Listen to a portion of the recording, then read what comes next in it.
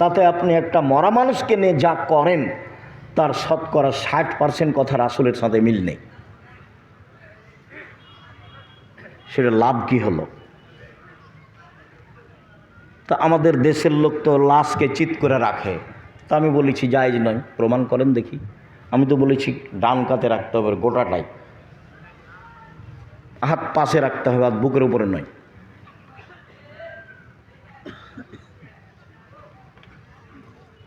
আমি তো বলেছি যে যখন মাটি দিচ্ছে তখন মিনহা খালাকনাক মফিয়া নয়দুক মমিনা নখরে যেরকম তারা তার নখরা বলা যাবে না। আমি তো বলেছি মাটি শেষ সবাই মিলে হাত তুলে দোয়া করা যাবে না। আমি তো বলেছি তাকে গোসলের সময় নখ কাটা যাবে না, পরিষ্কার পরিচ্ছন্নতায় যাওয়া যাবে না, শ্বাস বন্ধ হয়ে গেছে সব বিধান বাতিল, পেট চেপে পেশাব পায়খানা বের করতে হবে না, উজু দিয়ে গোসল দিতে হবে। এক মুমূর্ষুকে লক্ষ্য করে 241টা বিদাত আছে। দেখেন না, আব্দুল্লাহর মায়ের একটা বই লেখা আছে মুমূর্ষ হতে কবর পর্যন্ত। বইয়ের নাম কি?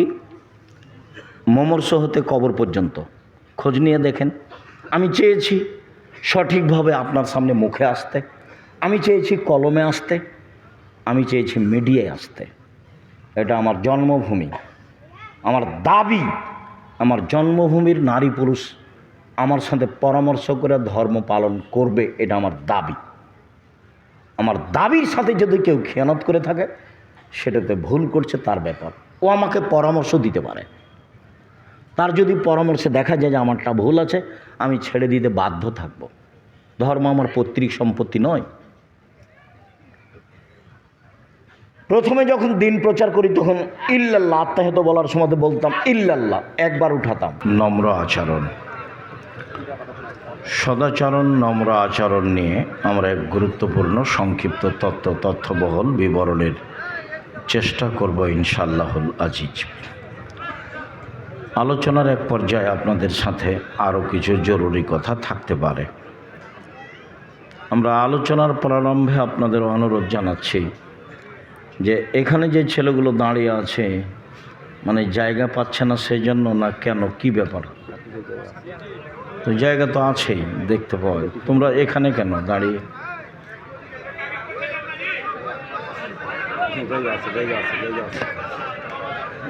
আর সবচেয়ে বড় কথা হলো এই যে শিষ্টাচার আচরণ তো বোঝাতে আমরাই ব্যর্থ হয়েছি, যার কারণে এটা মানুষ একটা স্বাভাবিকভাবে ভাবছে। আল্লাহ রাসূল মানুষের দাঁড়ানো অবস্থায় কথা বলতেন না। রাসূল সাল্লাল্লাহু আলাইহি সাল্লাম কথা বলার পূর্বে মানুষকে বসতে বলতেন। ওই যে তোমরা দাঁড়িয়ে আছো কেন, এখানে দেখছে যে বসছে, তোমরা বুঝতে পারছো না? এই ছেলে, যাও ওদিকে, যাও ওদিকে যাও। আমরা অনুরোধ জানাচ্ছিলাম যদি বসা সম্ভব হয় তাহলে বসেন, আর যদি সম্ভব না হয়, যেহেতু দাঁড়িয়ে থাকা আমরা পছন্দ করি না বরং ঘৃণা করি, কাজেই আপনাকেও অনুরোধ জানাচ্ছি বসেন। আপনাদের সাথে আমার অনেক গুরুত্বপূর্ণ কথা আছে। আমি আপনাদের কিছু না কিছু উপকার করব ইনশাআল্লাহ। তা আপনাদের থাকবে ধৈর্যের পরিচয়, একটু কষ্ট হলেও ভদ্রতা বজায় রেখে বসে থাকবেন। আর আমার কথার সাথে মুখে উচ্চারণ করে কোনো সাড়া দিতে হবে না, ওই সাড়া আমি পছন্দ করি না। আপনি আপনার মতো কথা শুনবেন, এটা আমি আন্তরিকভাবে অনুরোধ জানাই। সম্মানিত দিনী ভাই বোন, সদাচরণ একটা ইবাদত। ইবাদতের জগতে সবচেয়ে ভারী নেকির ইবাদত। হজ একটা বড় ইবাদত, কিন্তু হজের নেকি যত ভারী, সদাচরণের নেকি তার চেয়ে হাজারো গুণ বেশি ভারী। সদাচরণ ভালো চাল চলন একটা ইবাদত। ইবাদতের জগতে সবচেয়ে ভারী নেকির ইবাদত।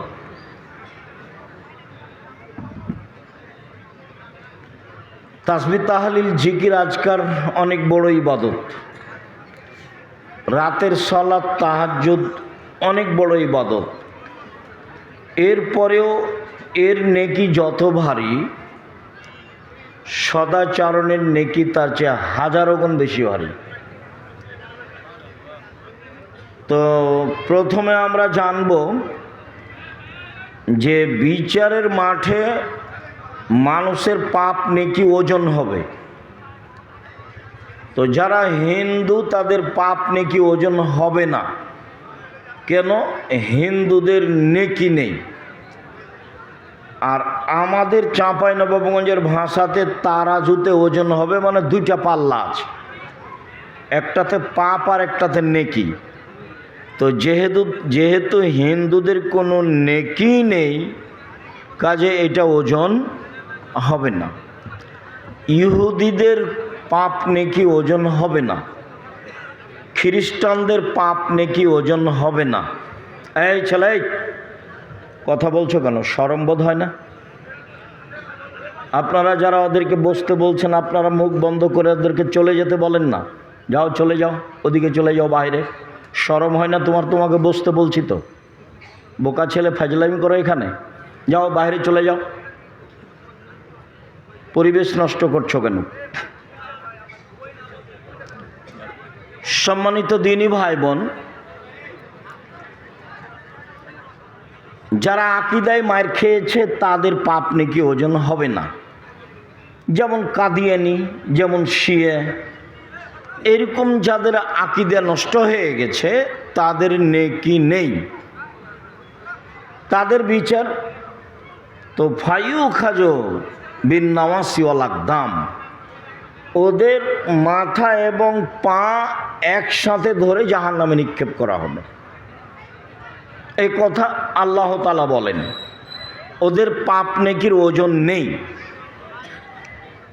পাপ নেকি ওজন হবে যারা আকীদায় ঠিক আছে, সালাত আদায় করে না, ভালো করে, তাহাজ্জুদ পড়ে, ভালো চালচলন করে, এদের পাপ নেকি ওজন হবে। তো দাড়ি পাল্লায় সবচেয়ে যেটা ভারী নেকি হবে সেটা হলো ভালো চালচলনের নেকি। হাদিসটা আগে বলি, ধারাবাহিক বলবো সময়ের গতিতে ইনশাআল্লাহ। আবু দারদা রাদিয়াল্লাহু তাআলা আনহু বলেন, রাসূল সাল্লাল্লাহু আলাইহি ওয়াসাল্লাম বলেছেন, ইন্না আফকালা শাইইন ইদাউ ফি মিজানিল মুমিনি ইয়াউমাল কিয়ামা খুলুকুন হাসান। বিচারের মাঠে মোমেন পুরুষ নারীর নেকির পাল্লায় সবচেয়ে যেটা ভারী নেকি রাখা হবে, ওটা ইসিম তাবজিল, বুঝানো কঠিন আছে। সবচেয়ে ভারী, সবচেয়ে যেটা ভারী নেকি হবে সেটা হলো সদাচরণের নেকি। সদাচরণ কি জিনিস? ভালো চালচলন কি জিনিস? আমরা সবাই বুঝি। আমাদের দেশের ভাষাতে বললেও বুঝবো, এমনি বাস্তবতাই বললেও বুঝবো। দেশে আমরা বুঝি, কি বুঝি? কার কথা বললেন? অমুকের কথা। ছাড়ো তো, খুব স্বভাব খারাপ, ও মিথ্যা কথা বলে। দোমুখার কথা ছাড়ো, দুনিয়ার বদের গোড়া। এই দেখেন, ওর চালচলন ভালো নয়, এ কথা আমিও বুঝি, আপনিও বুঝেন। কার কথা বললাম? ওই ছেলেটা। হ্যাঁ, ছেলেটা তো খুব ভালো, ওর স্বভাব খুব ভালো, আমাদের এখানে এসেছিল, তার কথা খুব নরম, ভদ্র ছেলে। এ দেখেন, আমরাও বুঝি, আমরাও ভালো চালচলন বুঝি। বাস্তবতাই এখানে রাস্তাতে একটা অটো দাঁড়িয়ে আছে, তো আপনি উঠেছেন অটোতে, উঠে বসে আছেন। ইতিমধ্যে একটা লোক উঠেছে, উঠতেই ছেলেটা টান দিয়েছে। তখন আপনি আরেকজন যে বসেছিল তার মুখের উপরে পড়ে গেছে। তো বসে থাকার লোকটা বলছে, সমস্যা নেই, সমস্যা নেই, বসেন বসেন, সমস্যা নেই, বসেন। এটা হতে পারে। তো আমিও বসেছিলাম আর একটা অটোতে। তো আপনি ওই অটোটা উঠতে এটা টান দিয়েছে ছেলেটা, আর আপনি আমার মুখের উপরে পড়ে গেছেন। তখন আমি বলছি, চোখ নাই, হিসাব করে উঠতে পারেন না? কপালে চোখ নেই, বুঝতে চান না কিছু, হিসাব করেন না? এটাও চাল চলন। বলেন তো আপনার কাছে কোনটা ভালো হলো? আগেরটা। তাহলে চাল চলন আমরাও বুঝি। রাসূল সাল্লাল্লাহু আলাইহি সাল্লাম বলছেন, যার চাল চলন ভালো, চাল চলনের নেকি যত ভারী, পৃথিবীতে এমন কোনো ইবাদত নেই যার নেকি তত ভারী। তাহলে চাল চলন কি জিনিস সেই নিয়ে আলোচনা হয় উচিত। যার জন্যই আপনারা কষ্ট নেবেন না, যখন আমি কথা বলি তখন অনুরোধ জানাই এবং বলি যে চায়ের স্টলে বসে আছেন, একটু শরম হয় না? একটু লজ্জাবোধ হয় না? একটু ইতস্তবোধ হয় না? তো আমি তো আপনার জানা মানুষ, আমি তো কোনোদিন কোরআন হাদিসের বাইরে কথা বলি না, এটা আমার অভ্যাসের বাইরে। আমি জীবনে খুব দুটা স্বাদ, আমার খুব ত্যাগ, সেটা হলোই আমি প্রতিশোধ নেব না মানুষের। সে আমাকে যা বলুক, যাই করুক না কেন, প্রতিশোধ নেব না।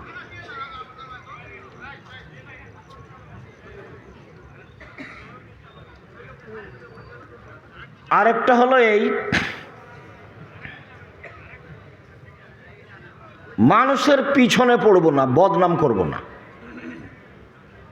যদি আমাকে ও ধুয়ে ছেড়ে দেয় তবু আমি বলবো না যে আপনি আমার এভাবে বদনাম করলেন কেন, আপনি এই, আপনি সে, আপনি অমুক, এ কথা বলবো না। এটা খুব ত্যাগ। মানুষের বদনাম করব না জীবনে, আর প্রতিশোধ নিব না। যা পারবে করবে, হাইকোর্ট, জজ কোর্ট, সুপ্রিম কোর্ট, গালি মন্দ মায়ের যা পারবে করবে, প্রতিশোধ নেই।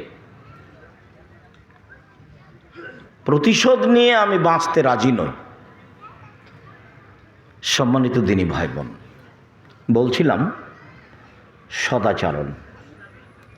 দেখি সদাচরণ, আল্লাহ তাআলা আমাদের নবীকে বলেন, ইদফা বিল্লাতি হে আহসান ফাইদাল্লাযী বাইনাকা ওয়া বাইনা আদাওয়া কানহু ওয়ালিউন হামিম। মুহাম্মদ সাল্লাল্লাহু আলাইহি সাল্লাম, আপনি মানুষের সাথে যখন কথা বলবেন তখন মানুষ যা বলে আপনি তার চেয়ে সুন্দরটা বলবেন। যাই বলুক, গালি দিলে আপনার পাল্টা গালি হবে না। যদি পাল্টা গালি হয় তাহলে তো সুন্দর হলো না। আপনার জীবনে আপনি একটা কাজ করুন, জীবনে কোনোদিন মানুষের প্রতি উত্তরে ওর মতো বলবেন না, তার চেয়ে ভালো ছাড়া। তার চেয়ে বেশি তো বহু দূরের কথা। ও তো আমাদের দেশের স্বভাব। আমাদের দেশের মহিলারা তো অনেক কাজ করে। গরুর নেন্দে পানি দেয়, পোয়াল শুকায়, ঢেঁকিতে ধান বাহানে, জাঁতাতে আটা পিষে, হাতে রুটি বানায়, গহিল ঝাড়ু দেয়, গোবর বাইরে নিয়ে যায়, নোন্দা বানায়। এত কিছু করার পরে যদি গরুর নেন্দে পানি না দেয় তাহলে স্বামী দৌড়ে ওকে মারতে যায়। যে এত কিছু করেছে তার স্ত্রী, তার একটু শুকরিয়া আদায় নাই। এ শুকরিয়া আদায়ই বুঝে না, এর জীবনটাই পশু প্রাণীর মতো। ও তো একটা মহিলা মানুষ, দেশের গতিতে এত কাজ করে।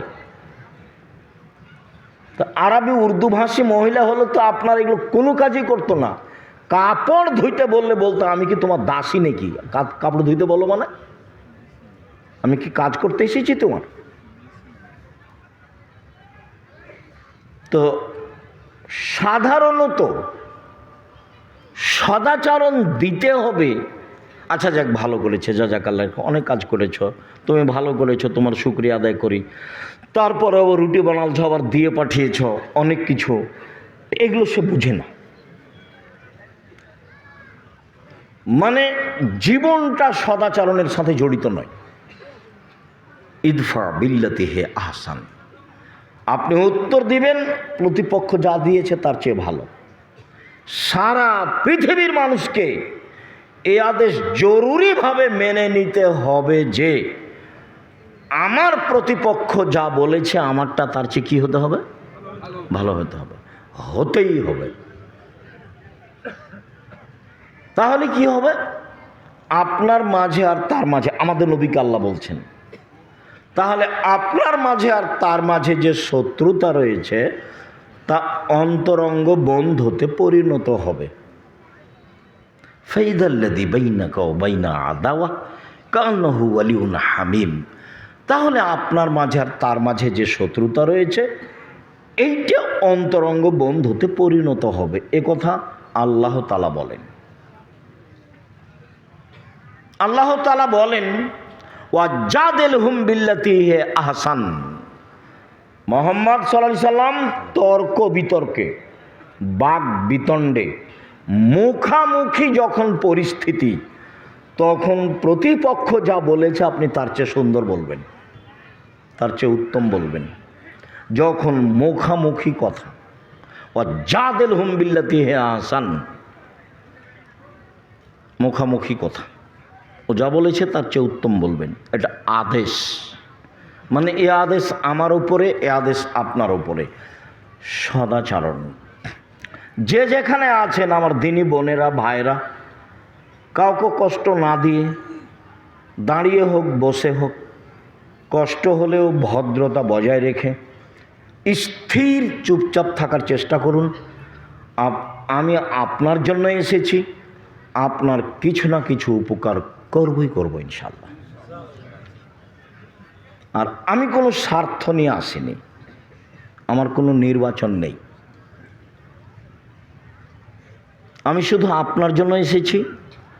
আপনি আমার দিনী বোন, আপনি আল্লাহ রাসূলের পদ্ধতিতে থাকবেন, এটা আমার ঐকান্তিক কামনা। মরা পর্যন্ত পৃথিবী, মরলেই শেষ। তো অল্প দিন বাঁচতে এসে জায়ের সাথে ঝগড়া করে, ননদের সাথে ঝগড়া করে, শাশুড়ির সাথে তর্ক বিতর্ক করে, প্রতিবেশীর সাথে 5টা কথা বলে বাঁচতে রাজি নয়। মুখ বন্ধ করে বাঁচতে চাই। একদা আল্লাহ রাসূল বলছেন সাল্লাল্লাহু আলাইহি ওয়াসাল্লাম, সঙ্গী সাথী বলতে পারো মাইকুবুন নাসান নারা, মানুষকে পিছন দিক থেকে ধাক্কা মারে জাহান্নামে নিক্ষেপ করে কি, তা কি বলতে পারো? সঙ্গী সাথী বলতে পারো মানুষকে পিছন থেকে ধাক্কা মেরে জাহান্নামে ফেলে দেয় কি জিনিস, এটা কি বলতে পারো? বলতে বলতে ফাঁক হাজা লেসানা হোক, চট করে জিহ্বাটা ধরে নিয়ে বলছেন এই যে জিহ্বা, এই যে জিহ্বা, জিহ্বা মানুষকে পিছন দিক থেকে ধাক্কা মেরে জাহান্নামে নিক্ষেপ করে। মানে মুখ কন্ট্রোল নেই। দোকানে বসে আড্ডা পিটছেন, অথচ বহুদিন বলেছি, গতবারও বলে গেছি যে 4টা জিনিস জরুরি। 1 5 ওয়াক্ত সালাত পড়তেই হবে, 2 হালাল রুজি, 3 কোরআন তেলাওয়াত, 4 আড্ডা পিটা চিরদিনের জন্য হারাম। আড্ডা পিটা কি? এই যে দোকানে বসে 4 জন 5 জন গল্প করছে, চা খাচ্ছে, ল্যাংটা বেটি ছেলে নাচছে আর মানুষের বদনাম চলছে, এর নাম আড্ডা পিটা। আর একটা আড্ডা পিটা কি? এই যে বড় মোবাইল নেয়, তুমি ল্যাংটা বেটি ছেলে দেখছো, তোমার বোন ওই ঘরে দেখে, তুমি এই ঘরে দেখো, তোমার বাপ ওই ঘরে দেখে, তোমার মা ওই ঘরে দেখে, গোটা বাড়িটা জেনাই সয়লাভ বন্যায়, এর নাম আড্ডা পিটা। আল্লাহ রাসূল বলছেন আমার জীবনে বড় ভয়, আমার উম্মত গোপন পাপে লিপ্ত হবে, এটাই আমার ভয়। পৃথিবীর মানুষ, আমি মুহাম্মদ সাল্লাল্লাহু আলাইহি সাল্লাম আমার উম্মতের জাতির উদ্দেশ্যে বলে গেলাম, আমার জীবনে বড় ভয়, আমার উম্মত গোপন পাপে লিপ্ত হবে, এটাই আমার ভয়। পৃথিবীর মানুষ মনে রেখো, আমার উম্মত গোপন পাপে লিপ্ত হবে, এটাই আমার ভয়। সদাচরণ। আল্লাহ তাআলা বলেন, ফাবিমা রাহমাতিম মিনাল্লাহ লিনতা লাহুম ওয়ালাউ কুনতা ফাদ্দান গালিযাল কলব লানফাজ্জু মিন হাওলিক। মুহাম্মদ সাল্লাল্লাহু আলাইহি সাল্লাম, আল্লাহর পক্ষ থেকে বড় দয়া যে আপনি নম্র আচরণের হয়েছেন। এটা আল্লাহর দয়া যে আপনি ভদ্র, আপনি নম্র, আপনি কর্কশ নন, আপনি মানুষকে গালি দেন না, মানুষের উপর আপনি ক্ষেপে উঠেন না, কে রে ওকে মারে আগে দেখে নেব পরে কি হয়, এইরকম স্বভাব আপনার নয়। এটা আল্লাহর দয়া। তো যার এরকম স্বভাব নয় তার উপরে আল্লাহর দয়া নেই। যার এরকম স্বভাব নয়, যে সব সময় দাপট দেখিয়ে চলে, দলীয় দাপট, বংশের দাপট, অর্থের দাপট, তো ওর স্বভাব ভালো নয়, ওর সাথে আল্লাহ নেই। ওয়ালাউ কুনতা ফাদ্দান গালিজাল কলব লানফাজ্জু মিন হাওলিক। আপনি যদি কর্কশ আচরণের হতেন, আপনার ভিতরে যদি ভালো চালচলন সদাচরণ না থাকতো, মানুষ সরে যেত, আপনার সাথে থাকতো না। লাঠি দেখিয়ে বেশি দিন টিকা যায় না, আর জুলুম দিয়ে টিকা যায় না। জুলুম একদিন শেষ হয়, তবে যার যত বড় জুলুম হবে তার সময় তত কম, যখন তাকে ধ্বংস করা হবে। অল্প সময় ফেরাউনের ডুবে গেছে মাত্র, আর আপনাদের নেত্রীর সময় ছিল মাত্র 45 মিনিট। জুলুম করে বাঁচতে চাইবেন না কোনো দিন। জোর করে জমি দখল করে, জোর করে মানুষের সাথে কথা বলে, ক্ষমতা দেখিয়ে, দাপট দেখিয়ে, মামলাবাজি করে জীবিকা নির্বাহ করে কোনো লাভ নেই। শ্বাস বন্ধ হলি শেষ। সম্মানিত দিনী ভাই বোন, এইবার আল্লাহ তাআলা আমাদের নবীকে বলছেন, শোনেন, যা হলো হলো, এক ফাফু আনহুম, মানুষকে মাফ করেন। গালি দিয়েছে, নিন্দা করেছে, মাফ করেন। 2, আস্তাগফির লাহুম, ওরা যে আপনাকে গালি দিয়ে পাপ করেছে, এখন আপনি আল্লাহকে বলেন, আল্লাহ ওকে ক্ষমা করো, আল্লাহ ওদের ক্ষমা করো। বলতে পারবেন? প্রতিবেশী গালি দিয়েছে যে, এখন বলতে হবে আপনাকে যে ভাইজান আপনি তো গালি দিয়েছেন আমাকে কাল খুব, তো এতে আপনার পাপ হয়েছে, আমি আল্লাহর কাছে ক্ষমা চাচ্ছি। রক্ত না পানি, রক্ত না পুজ, চাঁপাইনবাবগঞ্জ বাড়ি। আব্দুর রাজ্জাক সাহেব এই কথা বলে কি আমাদের নিন্দা করতে চাইলেন? না, আমি নিন্দা করিনি, তবে আমি স্বভাব জানি। কেন জানি? আমাদের এলাকা আবার ওই জমি চাষ করে, তো আইল ছিল না, এখন মনে হয় একটু আছে। তো আমি ধান বোনার সময় তো মারামারি ঝগড়া দেখেছি, ধান কাটার সময় তো ঝগড়া দেখেছি, আর গ্রামতে দেখেছি আল্লাহর হস্তে 2 ভাই যে ঝগড়া করছে। এক পর্যায়ে জিনিস ভাগ করতে লাগলো, তো ঢেঁকিটা কেটে ভাগ করে নিল। এটা আমার চোখের সামনের ঘটনা। তারপর বলছে যে আমি তো এখানে থাকবো না, বরিন্দে চলে যাব, তো এমন লোককে দিয়ে যাব জমি যে তোকে গুতাইতে পারে। এটা ভাই একজন ভাইকে বলছে। এই ছেলে, ওই যে পিছনে কে হাঁটছে কথা বলছে, দেখো তোমরা যারা দায়িত্ব পালন করছো, কি দায়িত্ব পালন করছো? পাহারা দাও। আজকে বক্তব্য শুনিও না, চতুর্দিকে পাহারা দাও। বোকামির পরিচয় দিচ্ছে যারা, তাদেরকে বসতে অনুরোধ করো, অন্যথায় চলে যেতে বলো। বিশ্বাস করো, আমি তাফসির মাহফিল করতে আসিনি। বিশ্বাস করো, আমি তোমাকে কিছু চাইবো তোমার কাছে, এই জন্য আমি আসিনি, আর আমি এটা করি না। আমি আপনার বাড়ির মানুষ, আমি দূরের মানুষ নই। আমি দিন রাত আপনাকে বলেছি যে আপনি আমার খুব কাছের মানুষ। ধর্মের ব্যাপারে আপনার আমি সহযোগিতা করতে পারবো, সঠিক, ইনশাআল্লাহ। জাতির যদি রাস্তাঘাট করে দিতে না পারি, জাতির যদি স্কুল কলেজ করে দিতে না পারি, জাতিকে চূড়ান্ত সঠিক ধর্ম দিতে পারবো ইনশাআল্লাহ। ধর্মের ব্যাপারে ফাঁকি দিয়ে আমি পরকাল হারাতে রাজি নই।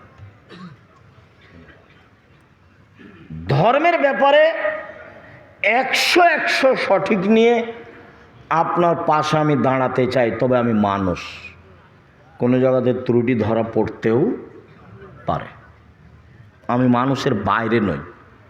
তবে আমি তদন্ত করি খুব বেশি। আমার জীবনটাই হচ্ছে ফতোয়া লেখা এবং ফতোয়া দেখা। আমার সামনে বড় বড় বিদ্বান বসে থাকেন, যারা ইন্ডিয়া থেকে এসেছেন, যারা বহির্বিশ্ব থেকে এসেছেন ফতোয়া বিভাগে। আপনাকে তো আমি জামিয়া সালাফে বুঝাতে পারি না।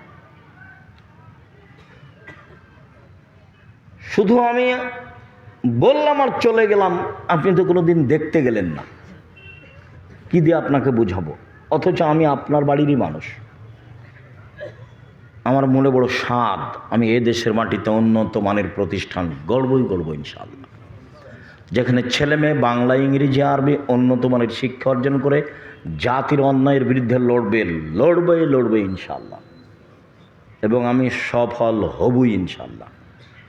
মুখে আছি, এখন মিডিয়াতে আছি, কলমে আছি, থাকবো ইনশাআল্লাহ। জামিয়া সালাফে বেতন লাগে মাসে 40 লক্ষ। জমি কিনা তো আছেই, প্রত্যেক দিন লেবার মিস্ত্রি বিল তো আছেই। 60, 70, 80 জন লেবার মিস্ত্রি হতে পারে 3-4টা মিলে, তো তারও বেশি হতে পারে। 5000-এর বেশি ছেলে মেয়ে পড়াশোনা করে, 300-র অধিক শিক্ষক শিক্ষিকা আছেন, 519 জন ইয়াতিম অসহায় ছেলে মেয়ে আছে। আপনার বাড়ির পাশে রাজশাহী সেটা প্রায় 50 বিঘা জমির ওপরে। যেটা মেয়েদের শাখা ঘটছে তানোরে, সেটা প্রায় 70 বিঘা জমির ওপরে। যেটা ঢাকায় সেটা প্রায় 100 বিঘা জমির ওপরে। যেটা দিনাজপুরে সেটা প্রায় 20 বিঘা জমির ওপরে।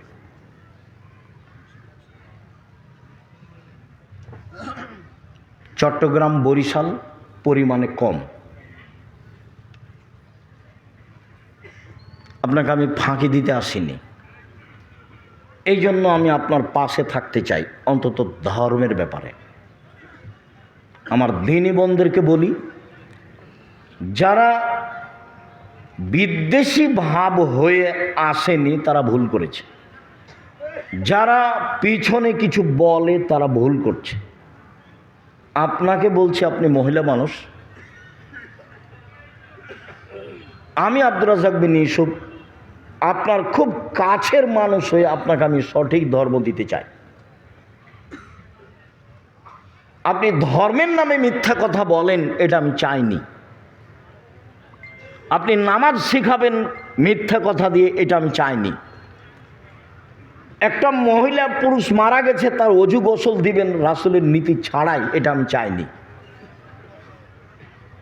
আমি যেটুকু জানি